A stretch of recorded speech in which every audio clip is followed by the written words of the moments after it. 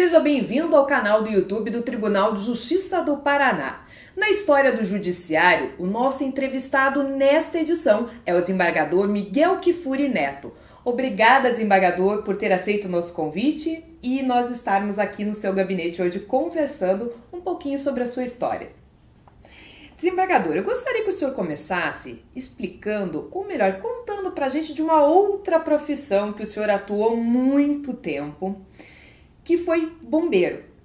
Como é que aconteceu isso na sua vida? Eu cumprimento o nosso pessoal da imprensa, minha nova entrevistadora, e dizendo o seguinte: eu entrei em 1969 na Academia Policial Militar do Guatupê. Naquela época ainda nem existia a Academia do Guatupê, era o Centro de Formação e Aperfeiçoamento da Polícia Militar, aqui na Vicente Machado, ali onde mais tarde foi o Dom Bosco, e perto do Hospital São Vicente. Porque ali era o seguinte, a gente ganhava para estudar, né? E eu sempre estudei muito tal, e acabei me direcionando ali para a Polícia Militar. E já na Academia do Guatupê, eu evidentemente me dediquei aos estudos e à atividade policial militar.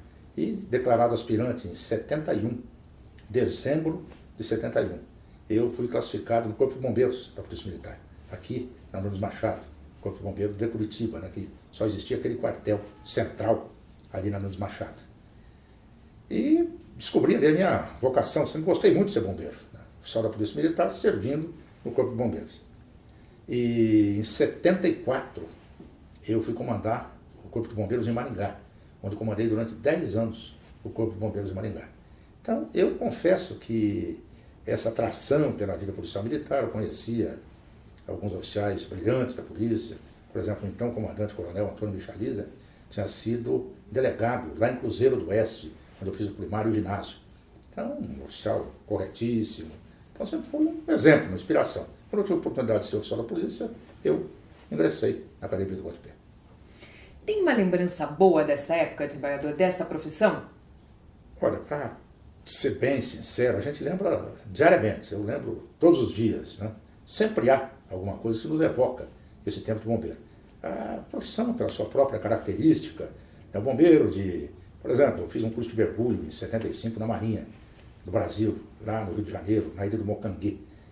E sempre fui mergulhador, sempre gostei de fazer essas buscas de afogados, salvamento aquático. Comandei 2 temporadas no salvamento de guarda-vidas em Guaratuba.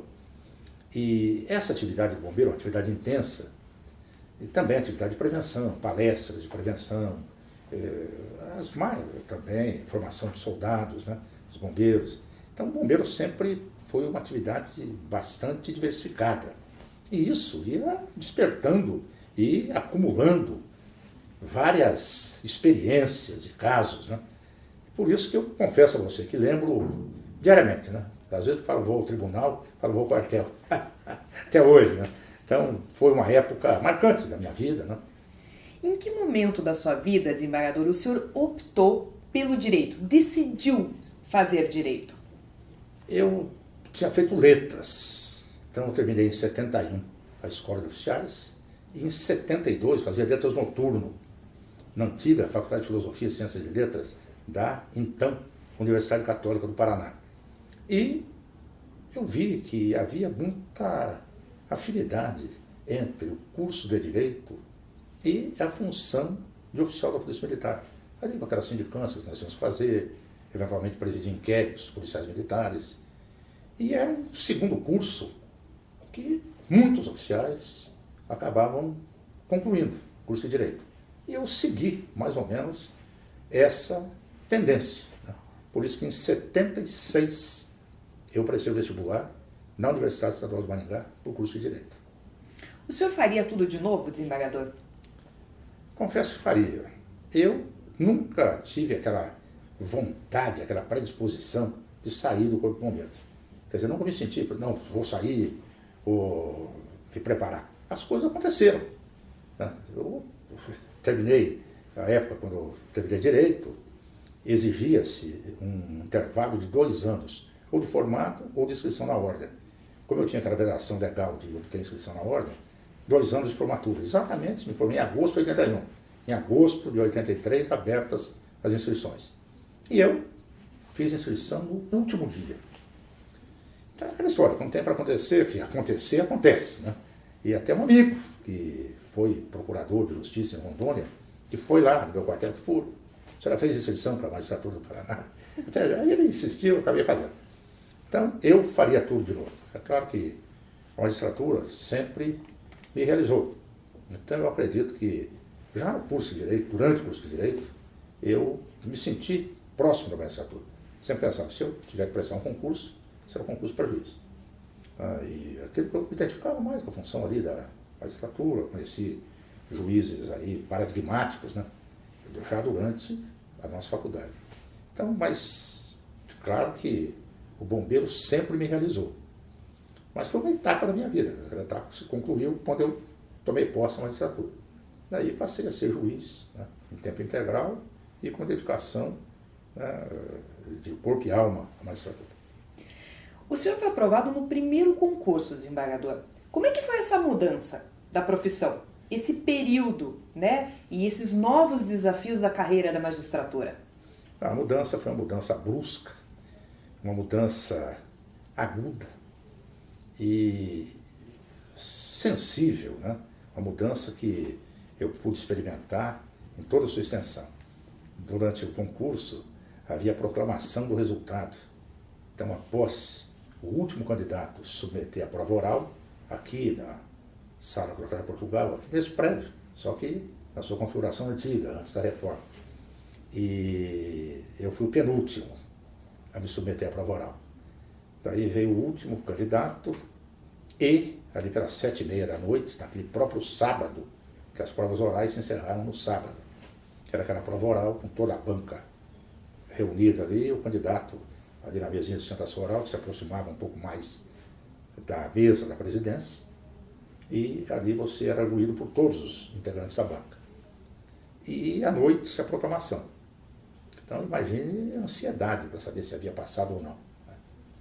Quando eu cheguei para essa sessão de proclamação dos resultados, o então corregedor, o nosso desembargador Luiz Renato Pedroso, que aí vive forte, né, foi presidente do tribunal, corregedor-geral, um juiz integral, né, alguém que é um exemplo da magistratura, ele brincou comigo, falou, quando ele entrou, né, falou, pode arquivar a mangueira, bombeiro. E eu falei, isso aí só pode ter sido que eu passei, né? Mas eu, no início da magistratura, eu saí de uma estrutura onde eu já comandava Maringá, por exemplo, há 10 anos, com aquela atividade diária de comando de uma fração do bombeiro no interior. A gente, depois de 10 anos, dominava ali aquela situação toda. E ingresso na magistratura, uma carreira com a qual eu não tinha nenhuma familiaridade. Então, meu início na magistratura foi penoso, árduo. Muitos dias, muitas manhãs, eu vi o sol nascer. Passava a madrugada, a noite inteira estudando, né? Às vezes questões simples. Por quê?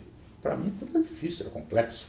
Então, efetivamente, o início foi duro, mas excelente, um período também bom da vida que eu lembro com muita saudade. E o que lhe motivava lá no interior, desembargador?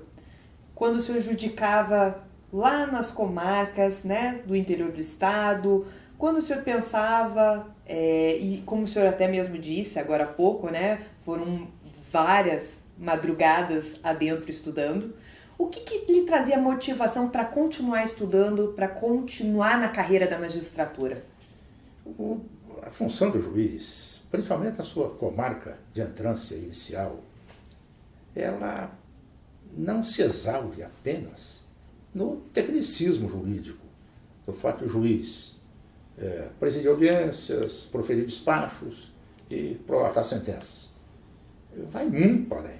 Quer dizer, a presença do juiz naquela pequena comunidade, o juiz intervindo, o juiz, a própria figura, a pessoa do juiz, ali integrado à comunidade, participando das festas da cidade, enfim, ele acaba sendo, sem qualquer pretensão, um certo fator de equilíbrio. Por exemplo, se a pessoa ali, até a juventude, com essa, né, a inquietação própria do jovem, resolve fazer alguma coisa errada, dar cavalo de pau na rua e tal, cara, o juiz está aí por perto, né? Então, o juiz mora na casa ali, vai ouvir o barulho. Então, sempre o juiz acaba sendo, naquela pequena comunidade, uma referência. como referências eu sempre tive de juízes que me antecederam nas comarcas, juízes exemplares, cuja lembrança se perpetuou, né, na comarca. Então, tudo isso acabava sendo motivação, era e sempre foi gratificante, bom ser juiz. Quer dizer, o juiz, ele sentia o efeito benéfico da atuação dele na própria comunidade. Essa prestação jurisdicional tempestiva, condenando rapidamente quem tem que ser condenado, absolvendo, julgando as demandas cíveis em tempo hábil, sentindo a pulsação social, sentindo os dramas de cada pessoa, né, que procuram, essas pessoas que procuram o judiciário. Então, tudo isso realiza o ser humano, realiza o profissional do direito, realiza quem se sente vocacionado para a magistratura. Eu acredito que eu despertei essa minha vocação. Então, eu dizia, quando eu passei do meu tempo de magistratura, superei meu tempo de bombeiro, eu falo, hoje eu sou mais juiz que bombeiro. No começo, às vezes, eu fosse mais bombeiro que juiz. Hoje nem se fala, né? 35 anos de magistratura, então já consolidou essa prática profissional. Em 2004, o senhor foi promovido a desembargador. Em 2011, o senhor foi eleito presidente do Tribunal de Justiça do Paraná. Queria que o senhor falasse dessa experiência. Eu, pouco antes de ser presidente do tribunal, eu fui presidente da Amapar, Associação dos Magistrados. Fui eleito em 2007, né, por mandato de 2008 a 2009, termina em fevereiro de 2010. Aí, em novembro de 2010, por escolha dos meus pares, que muito me honra, acabei exercendo o cargo de presidente do Tribunal de Justiça. Foi uma experiência extremamente valiosa e algo que, efetivamente, eu guardo comigo, né? E lá, no mais recôndito da minha alma e das boas lembranças.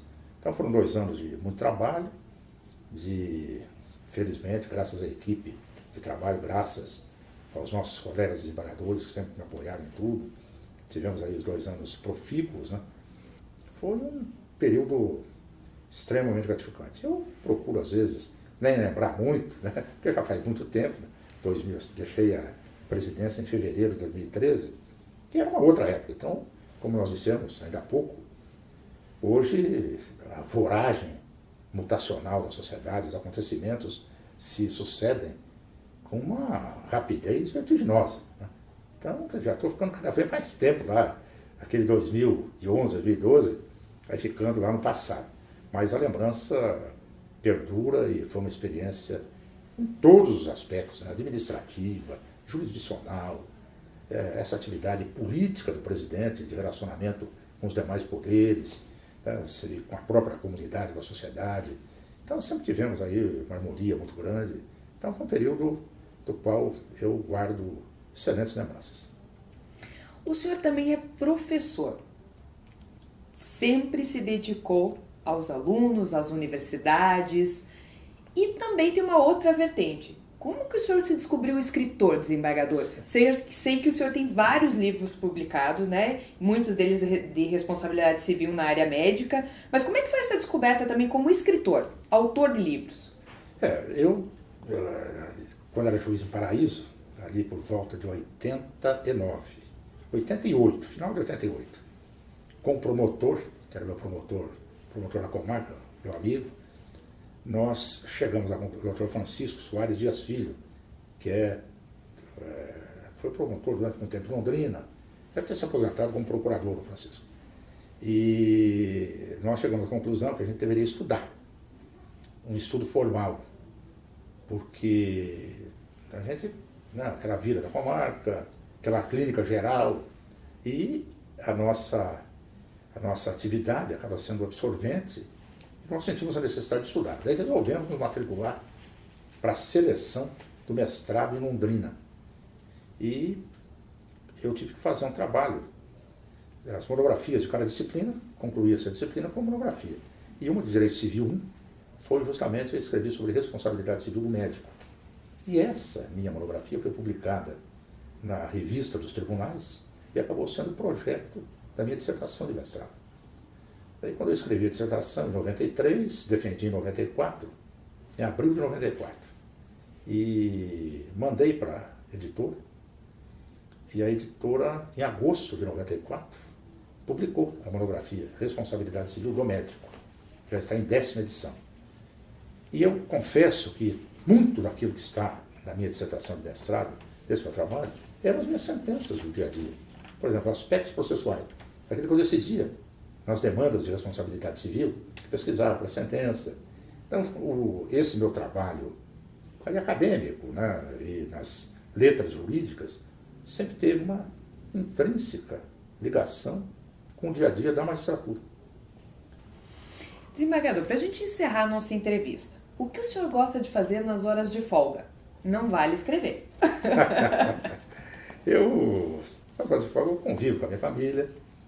É claro que hoje a gente lê muito no iPad, né?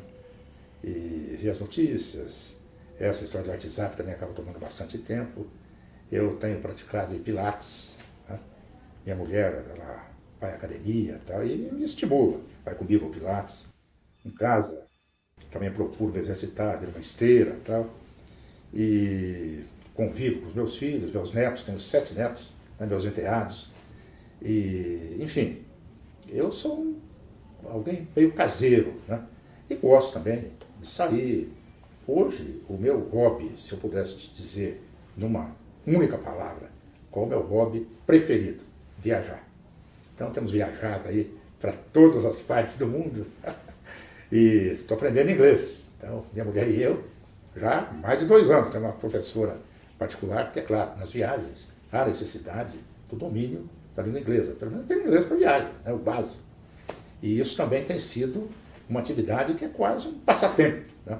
E é muito mais difícil, depois de uma certa idade, a gente aprender essa língua estrangeira. Mas, felizmente, aí, vamos imaginar, de 0 a 10, estamos em um 3 com louvor. Mas já é o bom, né, e o suficiente aí para as nossas viagens. Então, o que eu faço hoje com muito prazer e com muito empenho, nós temos viajado bastante. E se o senhor fosse me falar em um sonho, o que o desembargador Kfouri ainda deseja fazer? Eu sempre brinco em casa, né, que tem aquela música do Raul Seixas, né, tem uma porção de coisas grandes para conquistar e eu não posso ficar aqui parado. Eu até brinco comigo lá em casa, que eu falo, onde você vai? Eu tenho 1 milhão de coisas grandes para conquistar. E eu ainda tenho um sonho de ver meus netos crescerem, né, o sonho ainda de produzir algo aí nas letras jurídicas e, enfim, concluir a minha trajetória aqui no tribunal, ou por força da compulsória, ou quem sabe antes, vamos ver o que o futuro dirá. Ainda tenho uns 7 anos, né, aí no tribunal, até aí em função da famosa PEC da Bengala. E, enfim, eu tenho sonhos e sei que tem muita coisa a fazer, né? A gente não pode renunciar, mesmo tendo vivido já tanto tempo de vida pública, tantas atividades, tantos anos de magistério, tantos anos de magistratura, somando aí tudo, dá 50 e tantos anos de serviço efetivo no estado do Paraná, mas a gente nunca pode dizer que os sonhos terminaram, né? Então, tenho muita coisa ainda para fazer. Eu agradeço muito essa oportunidade te agradeço muito de poder expor alguma coisa aí da nossa trajetória na magistratura. Eu agradeço a participação do desembargador Miguel Kfouri Neto, que esteve aqui com a gente, conversando no canal do YouTube, aqui no quadro História do Judiciário. Desembargador, muito obrigada pela entrevista. Até uma próxima. Tá, muito obrigado, estou à disposição sempre. E a gente volta na próxima edição. Espero você!